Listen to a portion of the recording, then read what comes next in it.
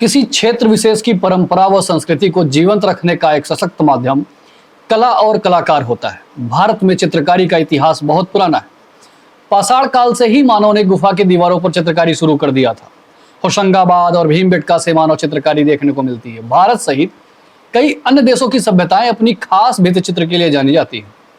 आदिकाल में भित्ति चित्र से तमाम प्रकार के चित्र तत्कालीन सभ्यता के विकास की जानकारी उपलब्ध कराते थे और आज दीवारों पर चित्र के माध्यम से स्थानीय इतिहास और विरासत को उकेरा जाता है। आप कई ऐसे शहरों में गए होंगे जहां आपने दीवारों पर रंग बिरंगे चित्रों को देखा होगा।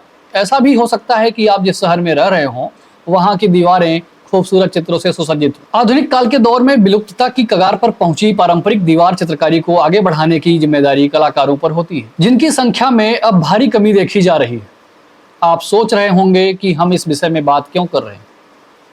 दरअसल यह समय है G20 के महासम्मेलन का। सम्मेलन के मद्देनजर सुरक्षा सहित अन्य प्रबंध जोरों से किए जा रहे हैं। शहर को खासकर लुटियंस दिल्ली को दुल्हन की तरह सजाया जा रहा है। दुनिया की अर्थव्यवस्था को लीड करने वाले देश 9 से 10 सितंबर तक भारत की राजधानी में होंगे।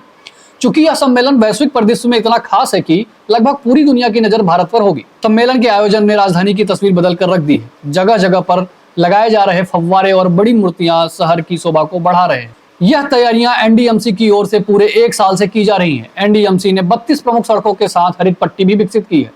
G20 की थीम पर जगह जगह फूल वाले पौधे से सजावट की जा रही है। बैठक के लिए 2000 पेड़ों और 43 लाख पौधों से सजावट का लक्ष्य रखा गया है।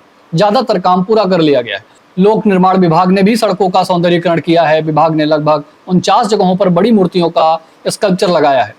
इसमें से 6-6 फीट की ऊंची 6 शेरों की मूर्तियां, ओडिशा ब्लैक स्टोव और डांसिंग लेडी की मूर्तियां सबसे ज्यादा पसंद की जाने वाली। इस अवसर का कोई भी देश पूरा लाभ उठाना चाहेगा, जाहिर है। इसीलिए G20 जैसे महासम्मेलनों की अगुवाई करने के लिए बड़े बड़े देश बेताब रहते हैं। किसी देश के लिए यह सुनहरा अवसर होता है जब वह अपनी संस्कृति का प्रदर्शन कर सकता है। लुटियंस दिल्ली के इलाकों में इमारतों की दीवारों और अन्य मुख्य सड़कों के किनारे से सटी दीवारों पर भारत की संस्कृति को चित्र के माध्यम से दर्शाने के लिए कलाकारों को काम पर लगा दिया गया है। उत्तर प्रदेश के इरफान खान स्ट्रीट आर्टिस्ट हैं जो 26 साल के हैं। वे अपने ब्रश और अन्य जरूरी सामान के साथ जुड़ गए हैं। इन्हें किसी साथी कॉन्ट्रैक्टर ने फोन करके काम ऑफर किया है।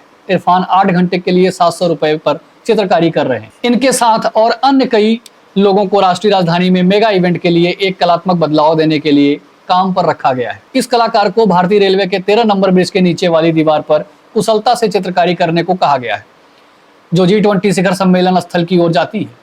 उन्होंने सावधानी से अमूर्त रंगों को चित्रित किया, एक के बाद एक स्ट्रोक को चतुराई के साथ प्रदर्शित किया।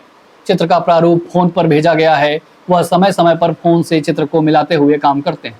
इरफान ने भगवान विष्णु का चित्र बनाया है जो नाव पर बैठे हैं और कुछ गोपियों के साथ नाव पर बैठे राधा कृष्ण की तस्वीर भी बनाई। खान ने ठीक पुल वाली दीवार पर अर्जुन के रथ को हाँकते हुए भगवान कृष्ण का एक जीवंत चित्र बनाया है। यह चित्र श्रीमद् भागवत गीता का विख्यात आवरण दृश्य है। इरफान ने बताया कि वे श्री कृष्ण, बजरंगबली, श्री राम और अन्य देवताओं के चित्र बना चुके हैं। हूबहू चित्र को बड़े आकार में पेंट का उपयोग करते हुए बनाना बेहद कठिन काम। यह कुशलता पूर्वक बारीकी के साथ किया जाने वाला काम है। आने वाले समय में ऐसे स्ट्रीट आर्टिस्ट दुर्लभ हो जाएंगे। इसका बड़ा कारण यह है कि इस तरह की प्रतिभाओं को कोई विशेष प्रोत्साहन नहीं मिलता है। भारत की चित्रकारी दुनिया में मशहूर है। कुछ स्थान विशेष की चित्रकारी ने भारत सहित दुनिया भर में नाम बनाया है। समय समय पर इन कलाओं से जुड़े कलाकारों को पद्म पुरस्कारों से सम्मानित किया जाता है। ऐसी ही एक मशहूर कला है बिहार की मधुबनी की। मिथिलांचल क्षेत्र जैसे बिहार के दरभंगा, मधुबनी एवं नेपाल के कुछ क्षेत्रों की प्रमुख चित्रकला है। इस चित्रकला में खास तौर पर कुल देवता का चित्रण होता है। देवी देवताओं की तस्वीर, प्राकृतिक नजारे जैसे सूर्य चंद्रमा, धार्मिक पेड़ जैसे तुलसी और विवाह के दृश्य देखने को मिलते हैं। मधुबनी पेंटिंग 2 तरह की होती है, भित्ति चित्र और अरिपन या अल्पना। भारत की कुछ अन्य चित्रकला जैसे गुजरात की पिथोरा चित्रकला, ओडिशा की पट्ट चित्रकला, आंध्र प्रदेश की कलमकारी चित्रकला, पश्चिम बंगाल की काली घाटी चित्रकला, हिमाचल प्रदेश की कांगड़ा पेंटिंग आदि। सरकार इन कलाओं को प्रोत्साहन देने के लिए इनसे जुड़े कलाकारों को पद्म पुरस्कार से सम्मानित करती है, लेकिन वंचित रह जाते हैं अन्य छोटे कलाकार। बात सिर्फ चित्रकारी की ही नहीं है, ऐसी और अन्य स्थानीय कलाएं हैं जिन्हें प्रोत्साहन की जरूरत होती है। इरफान जैसे अन्य लोग इन कलाओं से जुड़े, इसके लिए जरूरत है इन्हें प्रोत्साहन की। सरकार को प्रयास करना चाहिए कि इन्हें पर्याप्त पहचान और सम्मान मिले ताकि युवाओं की रुचि परंपरागत कलाओं में बढ़े।